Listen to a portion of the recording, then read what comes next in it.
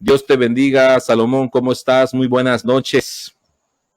Saludos, Israel. Pues yo honrado, y es un privilegio estar de nuevo contigo aquí en este programa tan prestigioso que has tenido bastante aceptación. Veo que has Gracias a bendecido Dios. mucho al pueblo, y eso es algo muy bueno. Creo que tiene una razón. Así que esto que fue primeramente proyectado, un plan, ahora se ve realizado y se ve Amén. Dios actuando en este tema, en Así este es, proyecto. así es. Gracias a Dios y gracias a ti por la disposición que, bueno, ahora te vamos a dejar el lugar para que tú puedas ahora sí que exponer todo aquello sobre este tema tan importante que es la inerrancia de las escrituras, que hace 2 miércoles estuviste y ahora sí que aportaste una enseñanza maravillosa y hoy viene la segunda parte para poder ver más sobre este tema tan importante en el mes de la Biblia. Así que te dejamos el lugar, Salomón. Dios te bendiga. Adelante. Muchas gracias, mi hermano. Y bueno, este es un seguimiento, por eso dice allá, de 2 temas, infalibilidad e inerrancia de las Sagradas Escrituras, parte 2, porque quiero recomendar para todos aquellos que no han visto la primera parte, busquen allá dentro de las páginas de este proyecto, la primera parte donde establecimos algunos parámetros que tienen que ver con el ejemplo del Señor Jesucristo sobre la infalibilidad e inerrancia.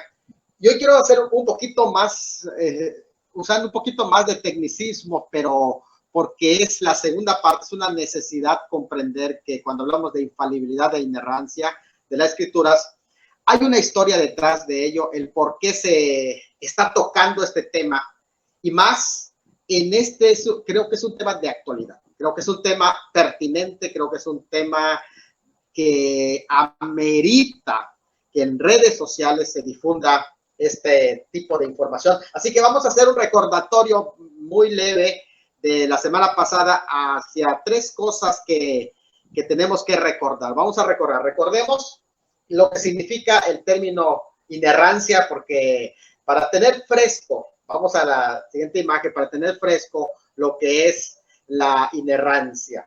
Entonces, la inerrancia indica que no se tiene error. Eso es algo que tenemos que recordar. Hablamos de que inerrancia significa no tiene error. Y a esto responde a la pregunta, ¿contiene errores la Biblia? Y si es un documento de guía espiritual, de autoridad espiritual, realmente la respuesta tendría que ser completamente que no contiene errores. La segunda palabra es la infalibilidad, porque son 2 temas que ahí estamos viendo al mismo tiempo. Están relacionados y se pueden distinguir los canales, pero ambos van juntos, son prácticamente, obedecen como las rieles de una vía del tren. La infalibilidad. Infalibilidad indica no falla. Por tanto, es confiable y es que responde a la pregunta, ¿se puede confiar en la Biblia? Si yo tengo una duda y voy a consultar a ella, ¿puedo confiar en la respuesta del contenido bíblico? Y eso es lo que trata la infalibilidad, que tú puedes confiar, es infalible y por lo tanto tú puedes confiar de que el consejo que vas a recibir en esa palabra es infalible. Son 2 cosas, inerrancia no contiene errores, infalible puedes confiar en ella. Ambos, la inerrancia y la infalibilidad, están relacionados con un concepto que hoy vamos a ampliar un poquito más, que es el tema de la veracidad. Aunque ya lo vimos en el estudio anterior, pero es importante que recordemos esta temática.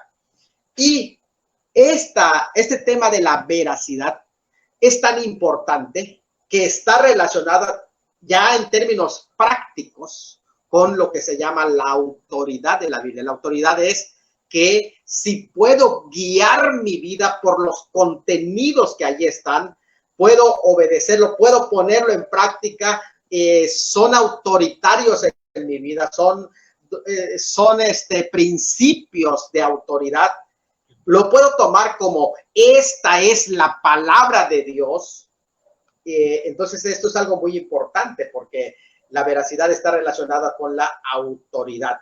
Y ese tema de la autoridad es tan importante que el Señor Jesucristo toca ese tema de su autoridad en la semana de su pasión, cuando entra al templo y limpia el templo, y luego le dicen, ¿con qué autoridad haces estas cosas? Y, o sea, ¿qué es lo que te da el valor? ¿Qué es lo que te da la guía? ¿Qué es tu constitución para que puedas actuar de esa manera? Pues el tema de la autoridad es tan importante porque si la Biblia es inerrante, es infalible y está basada en la verdad, entonces contiene autoridad para decirme qué cosa es bueno y qué cosa es malo, qué cosa debo de decidir en mi vida. Eso es el tema de la autoridad. Entonces pasamos a cómo surgió este tema en el debate, porque ciertamente que es un debate reciente. Hablar de la inerrancia e infalibilidad, no vamos a encontrar la palabra inerrancia ni en el Antiguo Testamento ni en el Nuevo Testamento, y en la historia de la iglesia no la vamos a encontrar hasta después del medievo. ¿Por qué razón? Porque acuérdense que durante todo el medievo es interesante de cómo el cristianismo, y esto es importante para que captemos lo que es la civilización occidental, que está basada en la fe cristiana, y la fe cristiana trajo los adelantos científicos, porque cuando el cristianismo va llegando en las ciudades que eran paganas, por así decir, cuando inicia el segundo siglo, tercer siglo, y el cristianismo va ampliándose a esos lugares, cuarto siglo, van encontrando esas ciudades paganizadas que vivían adorando a las deidades basadas en la superstición y teniéndole miedo a los efectos de la naturaleza a las que le adjudicaban cierta deidad. Pero cuando el cristianismo viene, el cristianismo les abre la mente y les muestra que esa forma mística de vivir creyendo en el paganismo no era verdadera, y los invita a la reflexión científica, porque el cristianismo es lo que hizo. El cristianismo, cuando llega en todo lo que es Europa, África, luego viene América, va trayendo una enseñanza, quitando todas las supersticiones y enfocándose al estudio científico de la naturaleza. Y entonces la autoridad estaba basada en la naturaleza de que Dios había hablado en su palabra, y que ahí está toda la verdad, y empiezan los adelantos científicos. Así vino el cristianismo. Sin embargo, llega un momento que cuando viene la época de el medievo, va terminando el medievo, estamos hablando de la edad moderna, que inició en el siglo XV, estamos hablando de la época de la Reforma, se puede dar un poquito anterior, estamos hablando anterior. Vean cómo es que sucede el modernismo que viene tras la Edad Media, que basó ya no en la autoridad bíblica, la verdad, porque la verdad era incuestionable porque estaba en la Biblia, era la autoridad. Pero ¿qué pasa cuando ahora va surgiendo un movimiento que va a ser el modernismo? El modernismo como filosofía va surgiendo en el siglo XVIII. Ahí tenemos una imagen que es un representante del modernismo, René Descartes. ¿Qué es lo que hacía el modernismo? Ya no creencia en lo que la Biblia dice, sino en la razón, la lógica. Y entonces la autoridad de la Biblia empieza a ser dudada con la elevación de la razón por sobre la revelación. Y entonces, para evaluar si era verdad la Biblia, tomaban la razón sola, la razón única, y aislado de todo otro concepto, la razón vino a ser la autoridad. Y eso va a dar como resultado un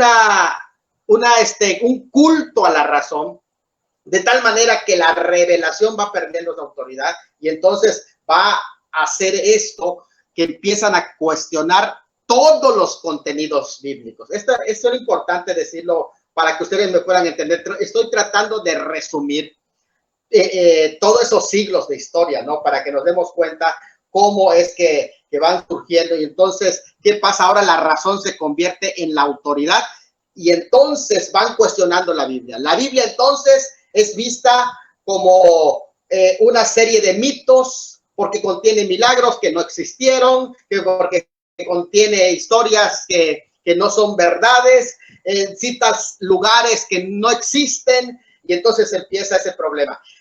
Como una reacción en contra de este modernismo, va a surgir lo que en la siguiente imagen podemos ver, que es la escuela que se llama la neortodoxia. La neortodoxia, ¿qué es esto? Dentro del protestantismo, como para responder al modernismo, surge el liberalismo teológico, la teología liberal.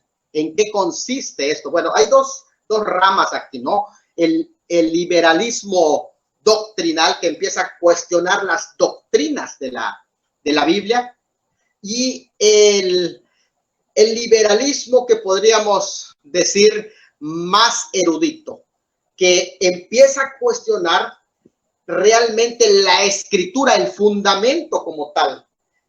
Y este movimiento va quitando del texto bíblico para que sea aceptado por los modernistas, los intérpretes que no creían en los milagros. Va quitando, se llama desmitologizando a la Biblia, porque dicen ellos la Biblia tiene muchos mitos, y entonces van haciendo una reinterpretación de la Biblia, quitándole todo lo milagroso, todo lo sobrenatural.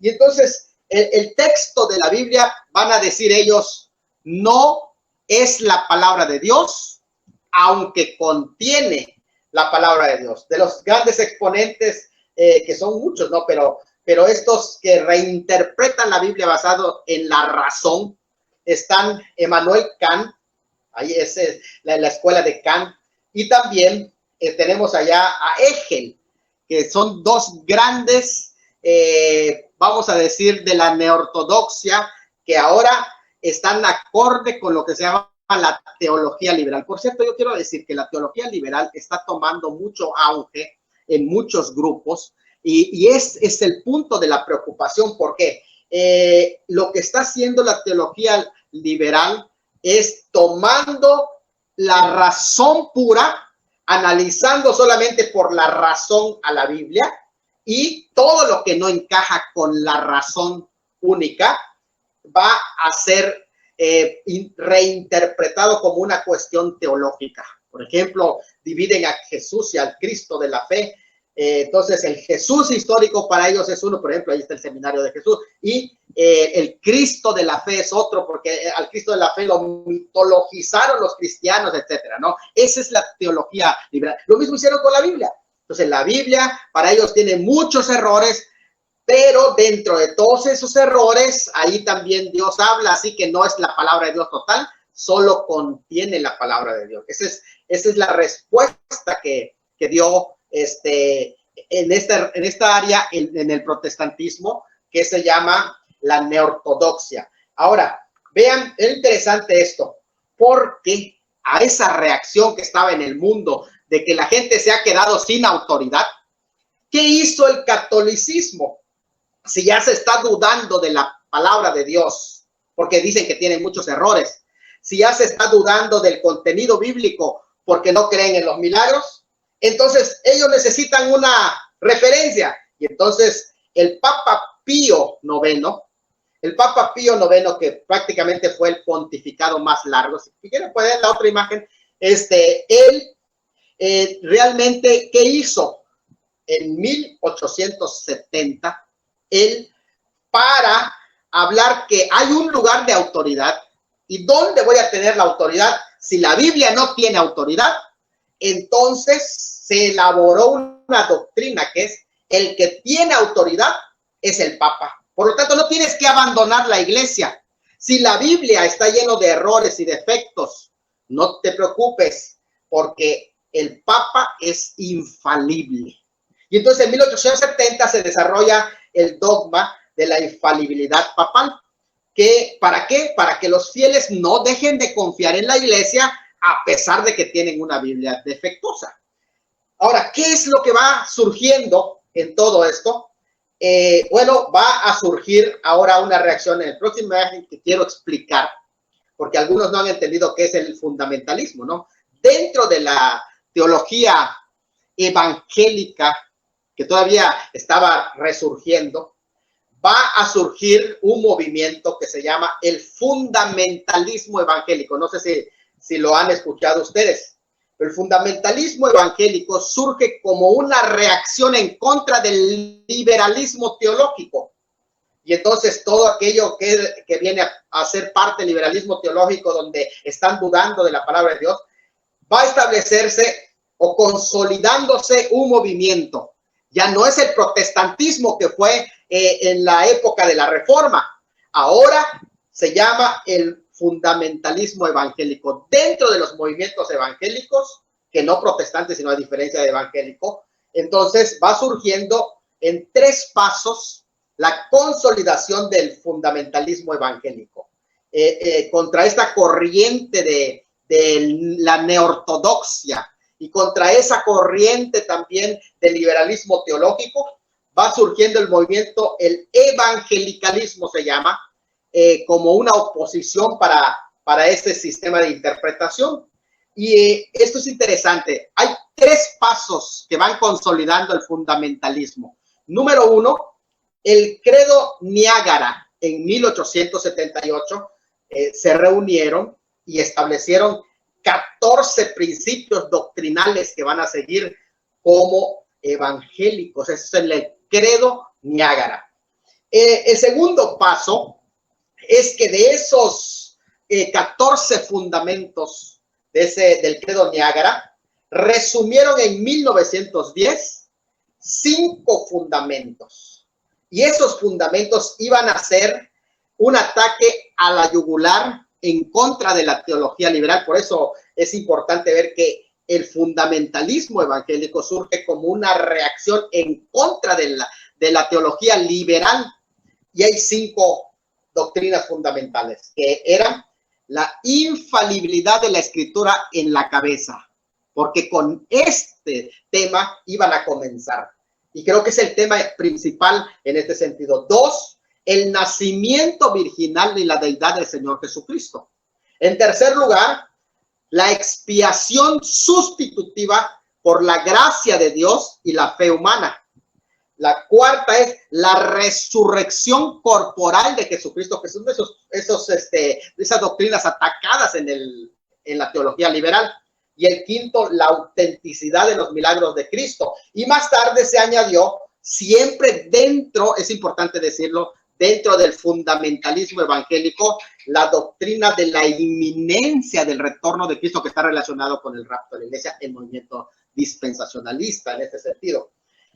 Número 3, después de haberse hecho los fundamentos, se publicó en 1910 a 1915, durante 5 años, 12 folletos titulados Los Fundamentos. Esos folletos, 12 folletos que se llaman Los Fundamentos, fueron financiados por Lyman Stewart. Y así va comenzando este movimiento que va a salir a defender un nuevo paradigma. ¿Cuál es el nuevo paradigma? La infalibilidad y la inerrancia, que estaba ahora siendo puesta en duda por los teólogos liberales, y por eso tiene que surgir a fuerza alguien como una contrarrespuesta a estos teólogos liberales. Vamos a ver 2 declaraciones colectivas. Esas 2 declaraciones colectivas del Concilio Internacional sobre la Inerrancia. Posterior a esto, los fundamentalistas se reúnen en vamos a decir, reuniones importantes, donde iban a hacer declaraciones, donde iban a afirmar. Yo creo que esto es algo muy importante. Cuando veamos siempre movimientos que van surgiendo, es deber de la iglesia, de los líderes de la iglesia, reunirse y poder hacer sus propias declaraciones, de sus manifiestos de postura, porque es algo muy importante. Y la primera es el Pacto de Lausana en 1974, donde va a aparecer por primera vez el término de la inerrancia y la infalibilidad. Y el segundo es la Declaración de Chicago en 1978. Así que vamos a decir que no tienen tanto tiempo, pero era importante que se vaya estableciendo este tema de la inerrancia y de la infalibilidad debido a todo lo que los liberales habían hecho para atacar el fundamento del creyente que es la Biblia. Vamos a ver, el Pacto de Lausana. En 1974 dijo el Pacto de Lausana, la Biblia, es la siguiente imagen, la Biblia dijo, es inerrante. La Biblia es inerrante en todo lo que afirma.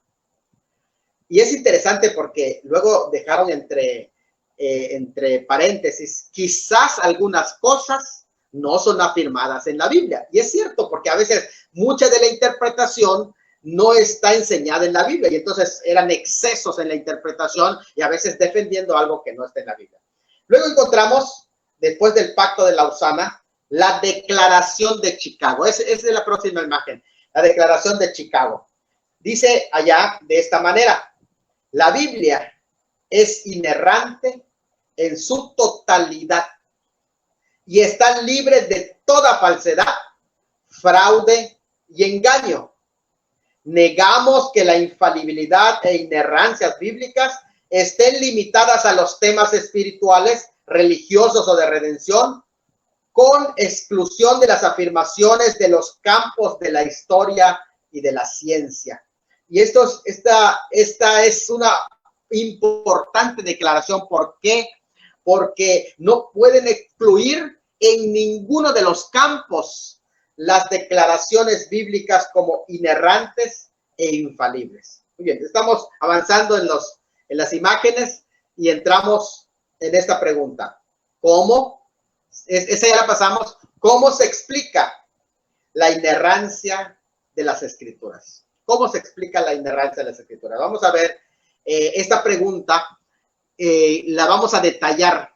Me interesa que sepamos cómo se explica esta doctrina de la inerrancia. No vaya a ser que se esté enseñando algo como inerrancia y realmente no es eso lo que estamos hablando, porque muchas veces se puede pensar que inerrancia es que cuando estés leyendo, a lo mejor hay una coma en tu Biblia en español, hay una coma que no está bien colocada y entonces, mira, aquí encontré un error de redacción en la Biblia. No, a eso nos estamos refiriendo por inerrancia, no de los errores de los traductores.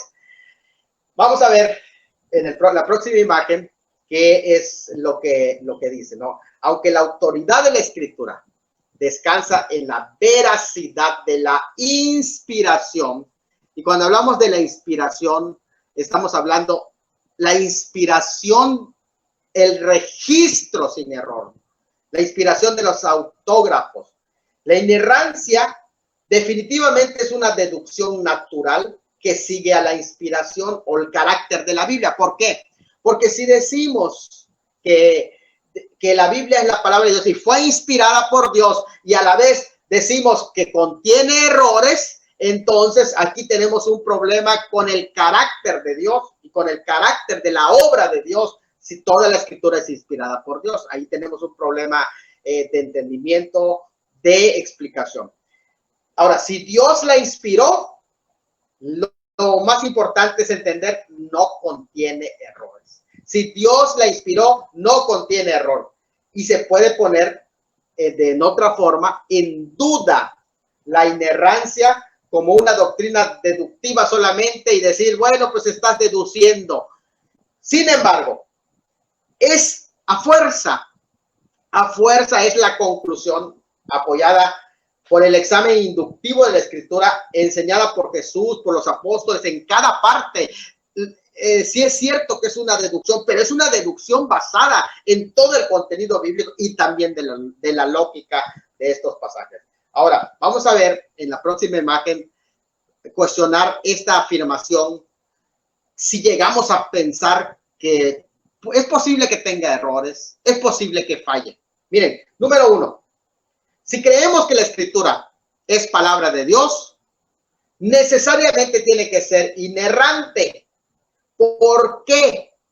Porque Él es la verdad y no puede mentir. Él no comete errores. Y esto por sí solo ya es una respuesta para entender Ese es un axioma para entender qué es la palabra de Dios. Segundo, si es nuestra norma de fe y conducta, no debe errar, porque una norma capaz de errar no proporciona una medición segura sobre la verdad y el error. Es como recurrir a un libro científico que está lleno de errores de comprensión, de errores de definición. Es como ahora que está el tema de los libros de texto, ¿no? Y por allá dice uno del encargado, Marx Arriaga, no son errores, son áreas de oportunidad. Bueno, y en un libro que es su función didáctica y enseñar elementos científicos, conductuales, y es una norma, es una guía, no puede aceptarse como áreas de oportunidad. Áreas de oportunidades vienen cuando son, ahora sí que errores conductuales de las personas y que tienen la oportunidad de crecer como personas, pero en un manual eso no existe. Si es una norma de fe como la Biblia, no debe tener errores, porque una norma capaz de errar no proporciona una medición segura sobre la verdad y el error, porque entonces no hay forma de distinguir entre la verdad y el error. Y este libro es para que descubras si hay verdad o hay error. Entonces ya estamos sin guía, o sea, sin esperanza, porque nadie puede definir qué es verdad o qué es mentira. Vamos a ver la siguiente imagen. Si Dios ha revelado proporcionalmente, o es decir, con afirmaciones verdaderas, pero estas no son de fiar.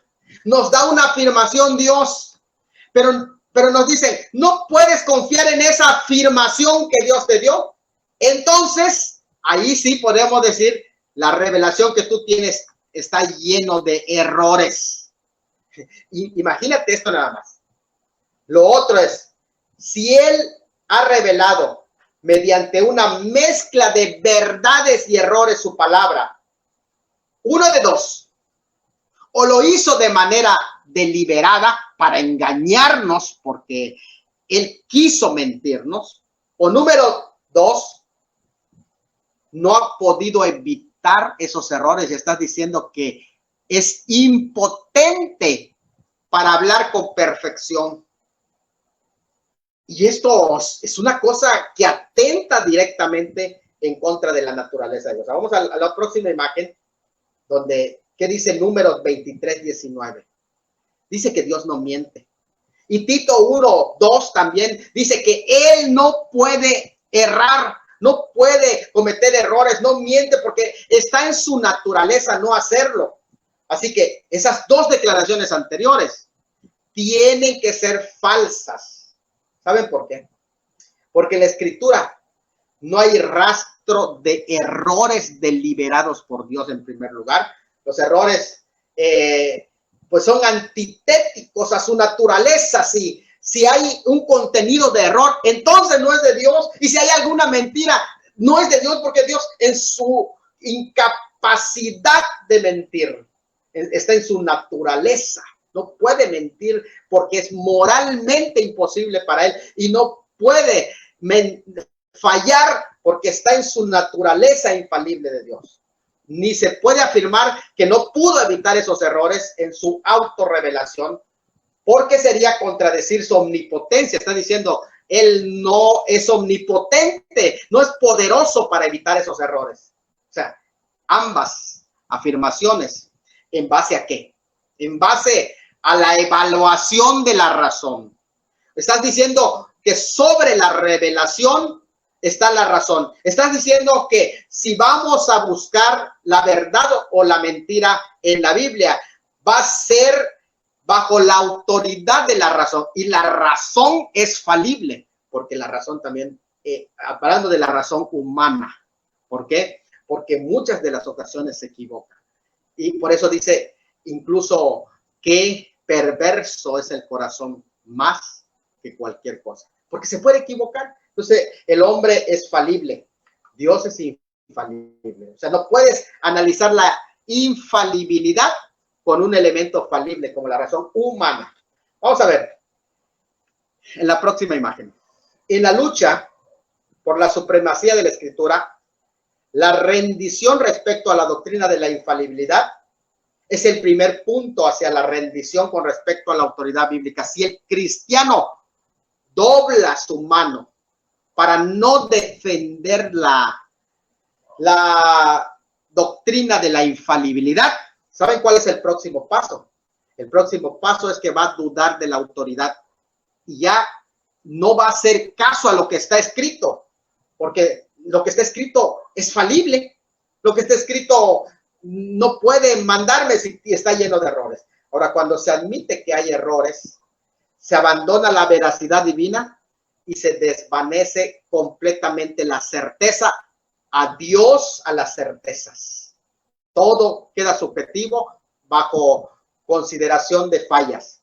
El resultado de la negación de la inerrancia es la pérdida de una Biblia digna de confianza. Y si no tiene confianza la Biblia, no hay razón para que esté en mi librero.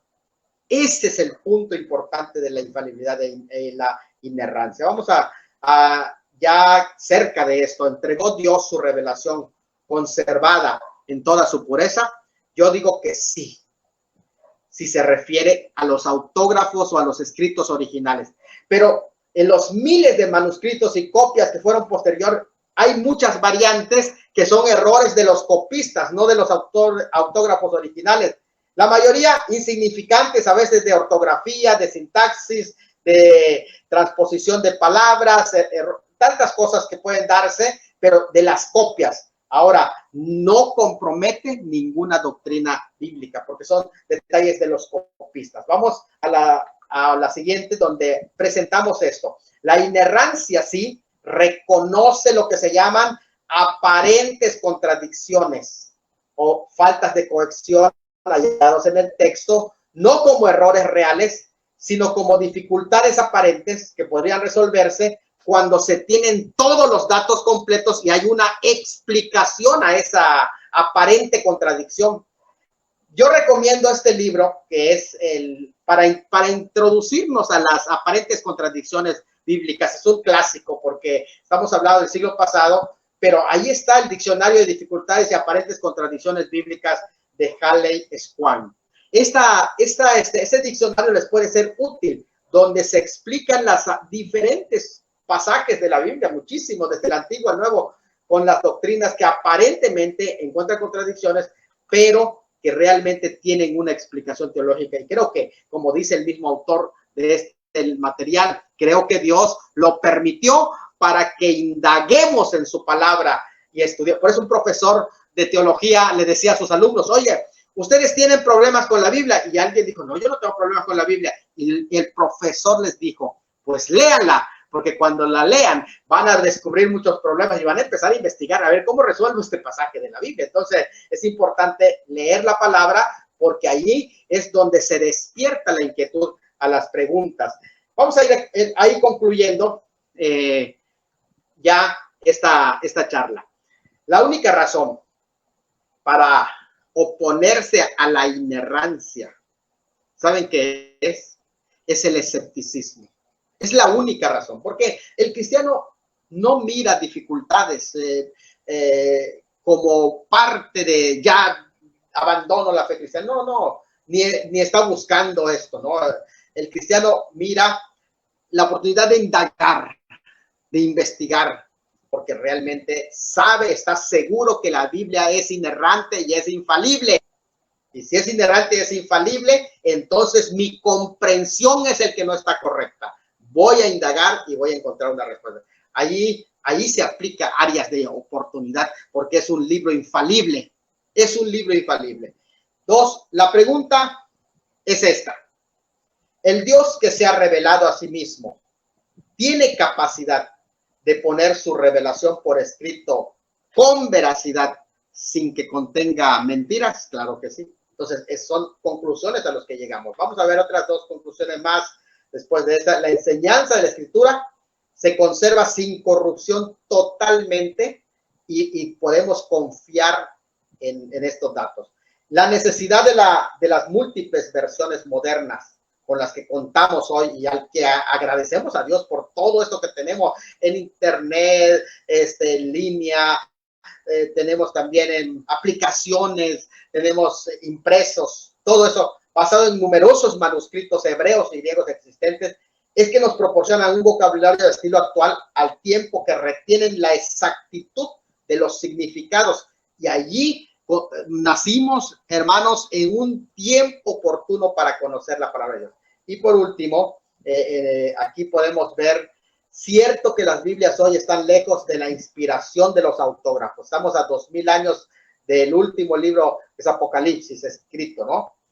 De los autógrafos, escritos en materiales perecederos. Pero los apógrafos, copias, traducciones y todo, mantienen su inspiración porque se derivan de ellos. Y es allí donde está también la infalibilidad de inerrancia. No solo han conservado el testimonio de los escritos originales, sino que también son testigos de que sí existieron, porque si estas son copias, quiere decir que sí existieron. Y a mí me llama la atención porque yo escuché a un teólogo decir estas palabras que rayan en la ridiculez. Se hablan de autógrafos, de escritos originales, pero nadie ha visto los originales. Nadie ha visto, pero si es una copia, lo que tú tienes definitivamente se basó en alguna copia, hasta llegar al original. Tuvo que haber un original, eso tiene una lógica. Entonces, no podemos atacar que no existieron nunca los autógrafos, no, porque entonces caemos en los ridículos de dónde se tomó entonces esta copia. Ya para terminar, dice, de ahí la importancia de la crítica bíblica de los textos, porque permite llegar a un texto bíblico que representa con exactitud a los autógrafos, y en el grado que mediante la exégesis, por eso de la importancia del trabajo del exégesis. ¿Y por qué creemos en la exégesis? ¿Saben por qué creemos en la exégesis? Porque creemos en la inspiración verbal, palabra plenaria de la totalidad de la escritura, y creemos en la infalibilidad y en la inerrancia. Por eso analizamos cada palabra, cada frase, cada construcción de oración, cada artículo, cada letra, cada tilde, como dijo el Señor, están ahí con un propósito. ¿Y por qué? Entonces, porque cuando hacemos exégesis, nos vamos aproximando a los autógrafos en la medida que empecemos a proclamar esa interpretación, esa cercanía con los textos originales. Bueno, pues abrimos el espacio si hay preguntas antes que acabemos el tiempo.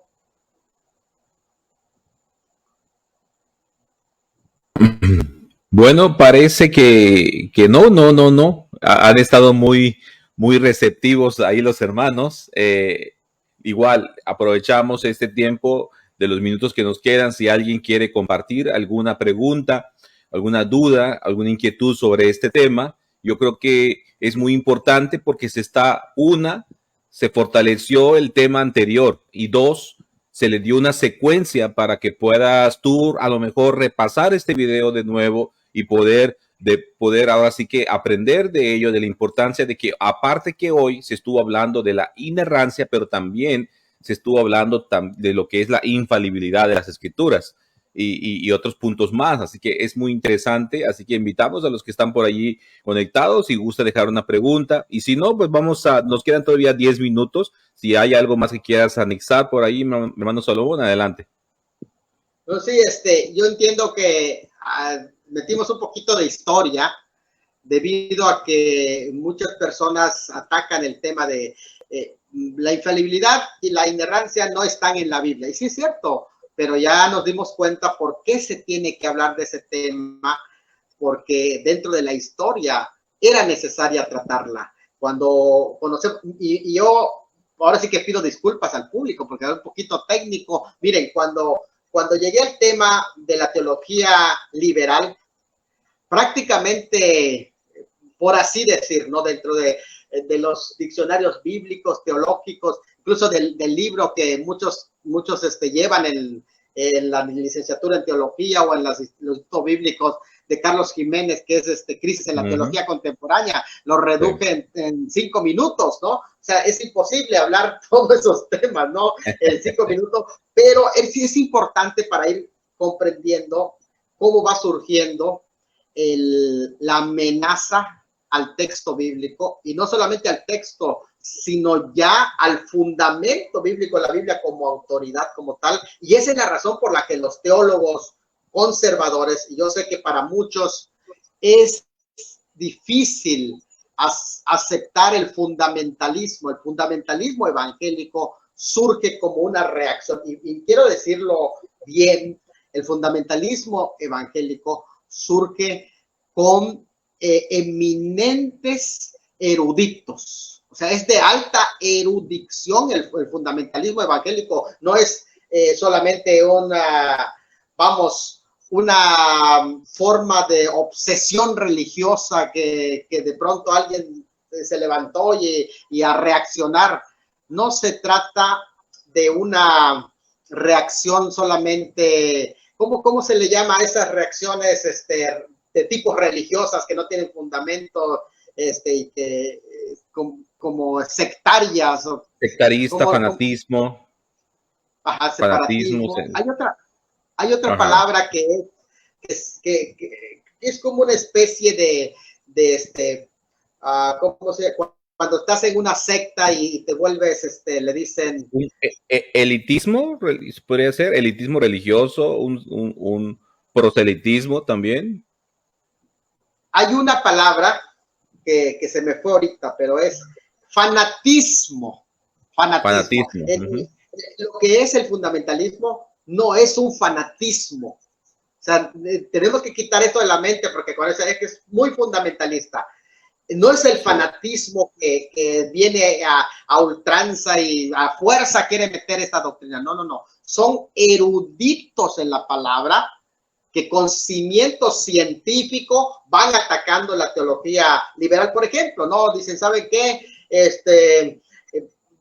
Daniel es un libro que fue escrito un siglo antes de Cristo, así que todo lo que él cuenta no es profecía, sino que es historia pasada. Entonces los eruditos van y hacen las investigaciones tanto históricas, vamos a decir paleontológicas en las narrativas y todo esto van desglosándolo y van comprobando a los personajes y a la época, incluso analizando los textos para ver qué tanto es el griego de la época que están diciendo, y entonces se dan cuenta que no pertenece a ese periodo de tiempo, por el estilo, por el lenguaje, por todo eso, ¿no? Entonces es una erudición, el fundamentalismo, lo quiero dejar dicho, es una erudición científica para atacar al liberalismo teológico, que no tiene fundamento. Lo único que presentan, y en muchas ocasiones lo llaman la atención porque los teólogos liberales presentan un problema de la Biblia, de interpretación, escuchen, de interpretación, y tienen razón, pero no significa que estén dando una solución con su teoría. O sea, eso es importante entender, porque de pronto sí te presentan un problema, pero el problema no la responden correctamente basada en historia, en exégesis, en documentos antiguos, con testimonio, sino que simplemente van haciendo una teoría que ataque todo el contenido sobrenatural. Eso es algo que quería. Hay una pregunta de Mónica. Ella dice, ¿qué opina de que quieren reescribir la Biblia para adaptarla a esta época? Sí. Ahora, aquí, muy interesante, Mónica, y yo creo que esa pregunta va a dar mucho fruto. Va a dar mucho fruto. ¿Por qué? Porque primero hacemos una diferencia entre las paráfrasis de la Biblia. Cuando uno va en las traducciones, aquí hay que diferenciar entre lo que es una traducción y lo que es una paráfrasis de la Biblia. Una paráfrasis de la Biblia no es traducción del texto bíblico. Allí es donde algunos entienden que la nueva versión internacional, que la nueva traducción viviente, son especies de paráfrasis que tienen su validez, ¿eh? O sea, también tampoco hay que descartar las paráfrasis, porque las paráfrasis son explicaciones en palabras de las personas, para que se haga comprensible el texto. Eso es una paráfrasis. Pero aquí yo creo que la pregunta de Mónica no va al tema de las paráfrasis que hacen correctamente también los eruditos y las sociedades bíblicas, sino que va a la interpretación que se hace de la Biblia acomodada, decimos, a modo. Miren, les voy a decir algo. La teología liberal, y eso es un tema que ahora en este momento los teólogos evangélicos y los apologistas tienen que meterse para conocer más de la teología liberal y poder saber de dónde están viniendo, está siendo base para diversas doctrinas como el neomesianismo, que ya lo había yo comentado. Sobre todo las doctrinas de tendencia judías basan su con el fin de atacar al cristianismo en la teología liberal. No solo eso, la teología de la liberación, que es tendencia de las teologías de izquierda, y por cierto, yo quiero comentarlo aquí también, ¿no? En México está resurgiendo, incluso la teología de liberación. Estudien allá a Pablo Freire, que es, incluso Pablo Freire es tomado ahorita como un modelo educativo en México, que es un teólogo de la liberación. ¿Por qué digo esto? Porque de pronto vamos a encontrar mucho dentro de este sistema el uso de las escrituras, o sea, de los ejemplos bíblicos, pero esos ejemplos bíblicos están utilizados, como dice Mónica, adaptados. Por ejemplo, el pecado no es para ellos algo espiritual que ha separado al hombre de Dios, sino el pecado es todo el sistema de opresión en contra del pobre. Incluso la salvación no es para todos. La salvación es la liberación de ese sistema opresor y es para los pobres, para los grupos vulnerables. De hecho, los ricos no son salvados, son vencidos. En la teología de la liberación ellos son vencidos y excluidos del reino. El reino prácticamente vean cómo interpretan cada palabra. Por eso les estoy diciendo que sí es cierto lo que Mónica dice. Es una reinterpretación y tú lo escuchas y dices, no, está basado en el amor a los pobres. Y entonces una deificación casi de los pobres. ¿Por qué? Porque, miren, en ese sentido, la pobreza en realidad en la Biblia no es vista como una virtud, sino como un efecto del pecado. Incluso habría que analizar el tema de la pobreza, de las causas de esa pobreza, porque la pobreza incluso es una maldición del pecado. O sea, no puedes decir que es una bendición la pobreza en este sentido, ¿no? O sea, no se puede hacer culto a la pobreza, porque es parte de las afectaciones del pecado y a lo que Dios va a destruir también cuando venga su reino, que el reino no es ahora tampoco. Y entonces, vean cómo se puede hacer una readaptación. Lo mismo pasa, Mónica, con los sistemas y vuelvo a decir, que están relacionados con la teología liberal, como la reinterpretación de la Biblia para los grupos LGTBIQ y más, una Biblia adaptada de la teología, ¿cuál?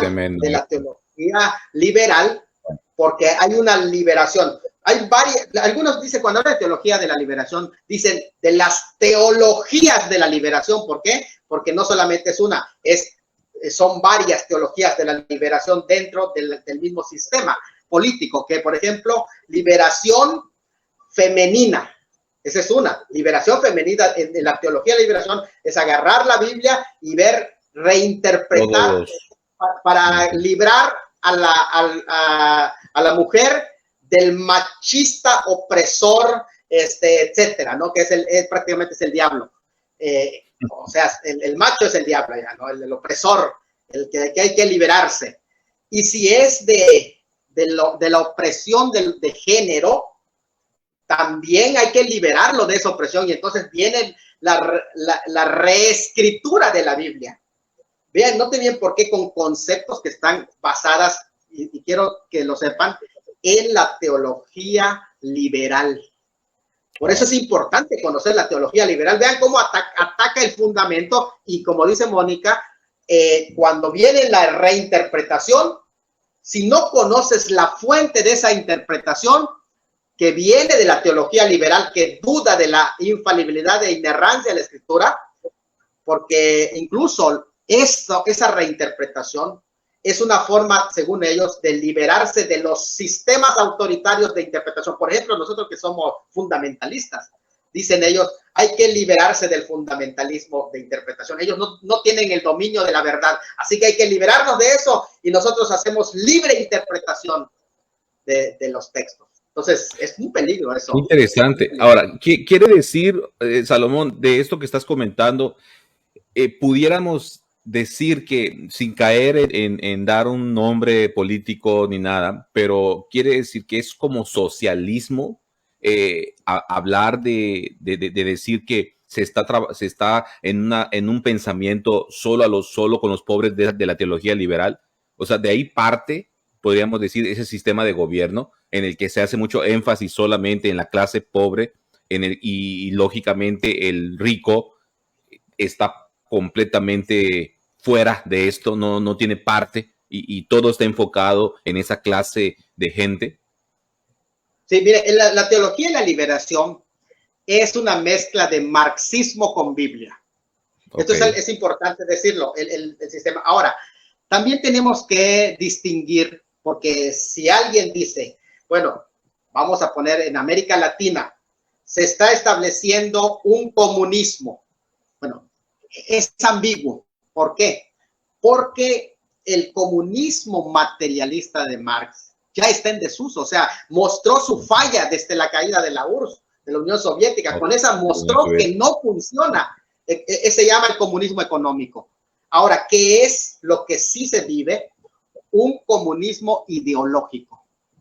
Okay. Y entonces, ¿por qué? Porque el enfoque ya no está en el proletariado, sino que ahora los oprimidos, si son los pobres, los oprimidos son los grupos vulnerables. Ahora, aquí es interesante el sistema. Este sistema tenemos que entenderlo y tener discernimiento, porque prácticamente sí pone a los pobres como que no necesitan la redención, porque son el pueblo de Dios, Uh-huh. Son el pueblo de Dios, y en ese sentido no los ven como pecadores. La Biblia dice cuando todos pecaron, ahí no hay ricos ni pobres, ¿no? Parejo. Y la salvación también vino a todos los hombres, ricos y pobres, porque si decimos que la salvación no es para los ricos, que dejamos fuera a Abraham, dejamos fuera a José de Arimatea, que lo ofreció, dice, con los ricos fue en su muerte, ¿no? Porque su tumba, así lo dice el texto. Entonces, pero ya no hay salvación para los ricos, porque incluso los ricos son vistos como el maligno que tiene que ser vencido como tal. Entonces sí existe una interpretación comunista ideológico. Ideológico en este sentido sí existe. ¿Y qué es lo que pasa? ¿Cuál es la operación del sistema ideológico comunista en este se llama neocomunista, no comunista, neocomunista, que es lo más exacto, porque es un comunismo ideológico? ¿Qué es la mentalidad? Es dividir a dos grupos. ¿Cuál? Los oprimidos y los opresores. Independientemente de quiénes sean, incluso hasta puede ser el que está en la autoridad es opresor. Si tú eres padre, eres opresor de los hijos. Si tú eres hombre, eres opresor de la mujer. El hombre de por sí es malo. Y entonces vas haciendo las divisiones, las secciones. ¿Y qué es el plan? ¿Cómo actúa el comunismo? Cuando se hace esa división es divide y vencerás, ¿no? Y entonces yo me pongo al frente del grupo a liderar ese grupo, y con eso tengo a mis votantes, a liderar a ese grupo de los oprimidos. Yo soy su redentor, yo soy su líder. Entonces, por eso hay que tener discernimiento de cómo operan las ideologías. Interesante.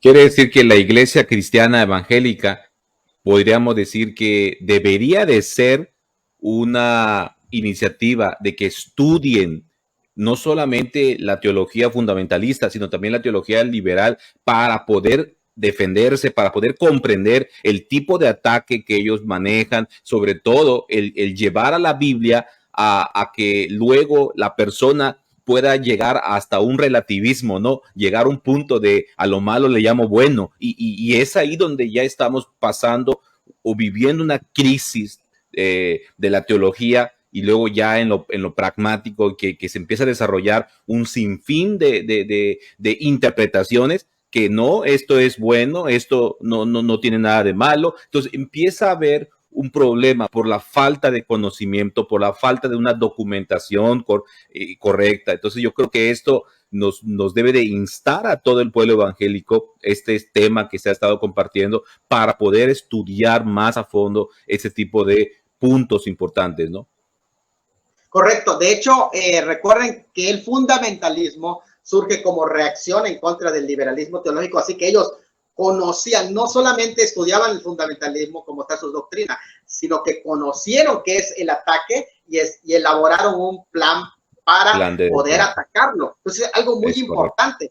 Y aquí es, por eso es importante lo que decías ahorita, Israel, que es conocer la palabra, porque los términos teológicos. ¿Por qué?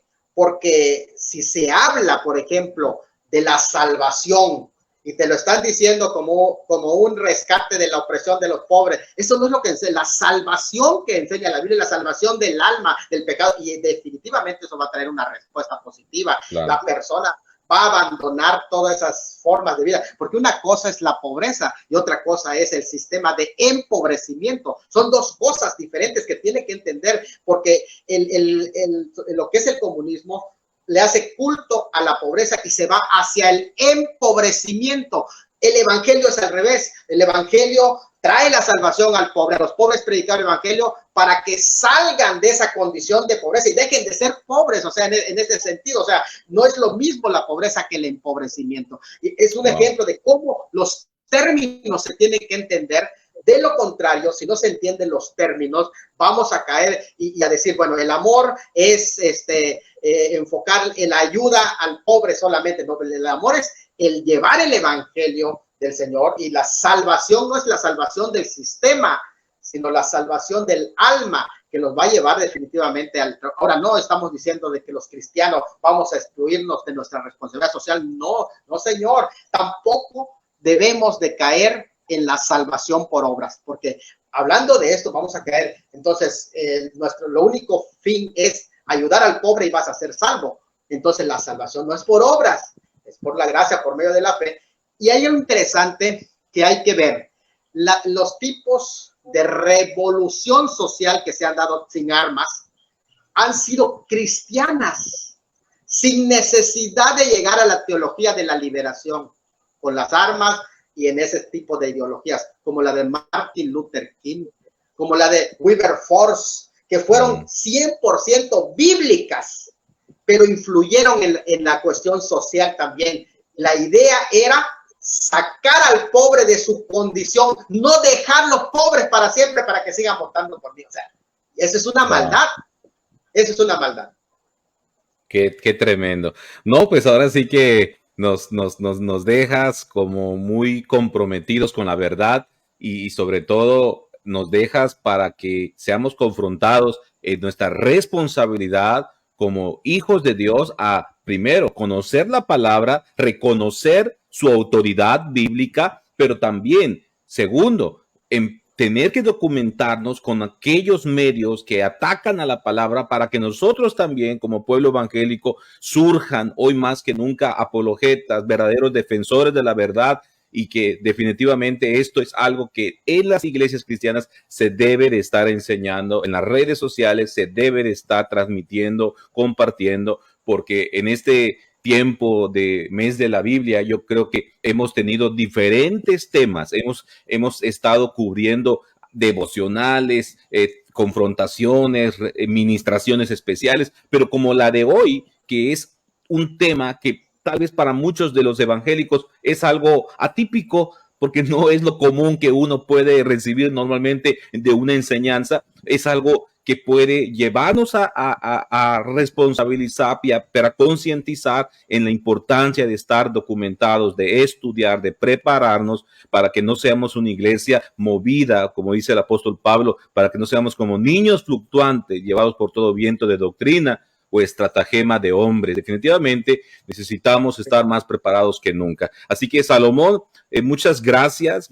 Ahí la hermana Teresa Rangel pone en la pantalla: lo único que la iglesia debemos hacer es estar unidos en oración para que el gobierno no meta a las escuelas la teología liberal, que no es bueno para nuestros hijos y nietos.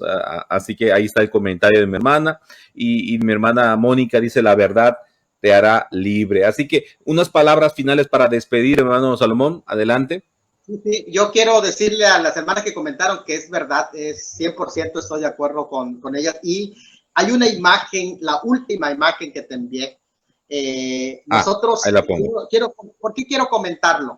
Quiero comentarlo porque en esa última imagen realmente hicimos un proyecto que presentamos al municipio, y por medio de un regidor se hizo la presentación para hacer un monumento a la Biblia, y se aprobó en una de las avenidas principales centrales de aquí de Cozumel.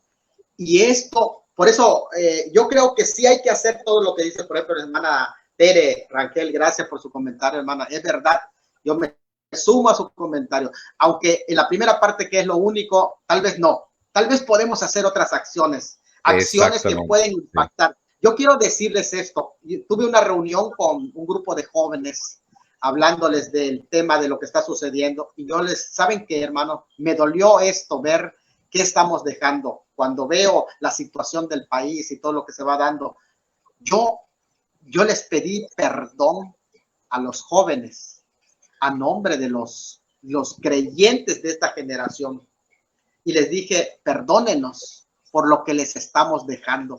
Vean cómo les estamos dejando el mundo. Perdónenos, no hicimos lo que teníamos que hacer. Tal vez fuimos cobardes y no nos fuimos a enfrentar a este gobierno con argumento bíblico fuerte, sólido, con valor, con el argumento legal, y permitimos que nos cambien las leyes. Nos metieron gol. Pero a ustedes les toca hacer esta responsabilidad. Creo que no es lo único, por eso le decía al hermano, no es lo único. Y para nosotros, esta aprobación fue un golpe para el movimiento progre, porque ahí van a ver la Biblia como un monumento. Cada vez que pasen con sus vehículos, van a ver que está un monumento a la Biblia, y Dios hablándole a sus conciencias de que Él está vivo y que les está mencionando, y que tiene un libro que es la Biblia, la palabra de Dios. Qué tremendo esto, ¿eh?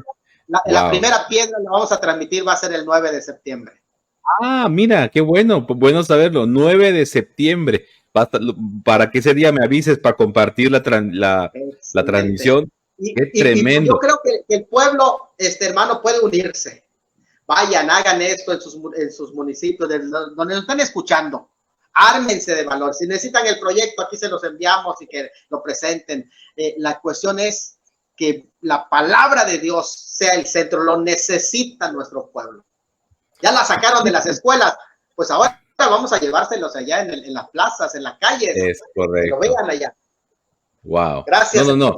Definitivamente, Salomón, eso es un testimonio de victoria, el reconocer que la iglesia cristiana evangélica, a través de líderes, a través de un siervo como tú, pudo ganar esta batalla, porque sé que no fue fácil, y poder haber sido aprobado, que pongas un monumento allá en Cozumel, definitivamente es algo glorioso, definitivamente es algo bien visto, y me encantaría replicarlo. Me encantaría que pudiera estar aquí en Sinaloa, donde estoy actualmente, o donde nos movamos. De verdad, yo cuando me lo dijiste la primera vez, yo lo sentí en mi corazón. Dije, no, y yo lo quiero esto también para donde yo estoy.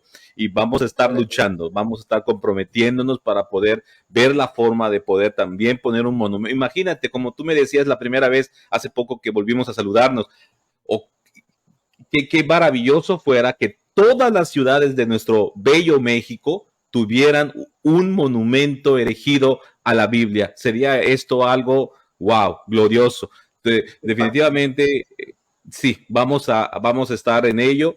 Y muchas gracias, Salomón, gracias a Y todos los que están por ahí. una más, No, adelante. si necesitan, esa imagen que tiene allá es un librito muy práctico. Si lo necesitan, se los obsequio, te lo mando a ti y tú se los puedes hacer llegar a los hermanos que te están viendo. Es completamente, yo lo hice para ese festejo, para hacer dinámicas de la Biblia.